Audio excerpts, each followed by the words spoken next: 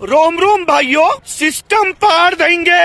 তো এতদিন ধরে রুমের ভূগোলে কাম চলতে চলতে না কাম কইরা আর জুত লাগে না, তো ফাইনালি আজকে বহুত দিন পরে অল্প দূরে কাম আছে, তো এই কামটা করবার লেগে গেতাছি। কথা হইছে আমরা যে কোম্পানির কাম করি এই কোম্পানির রাস্তা হইছে 40 থেকে 50 কিলোমিটার লম্বা, আর রাস্তার এমরে মাথা হইছে একটা ক্যাম আর উমরা মাথা হইছে একটা ক্যাম। আমরা এই ক্যামে থেকে হি ক্যামে গেতাছি কাম করবার নিগে। এরম না যে হি ক্যামে জিসিবি নাই, হি ক্যামেও জিসিবি আছে, মানে আত্মাও ভাঙ্গিয়া বয়ে রয়েছে। যেহেতু রাস্তাটা অল্প বেশি লম্বা এর লিগে সুন্দর একটা গান লাগাইয়া সেই একটা ফিল নিয়ে গেতাছি।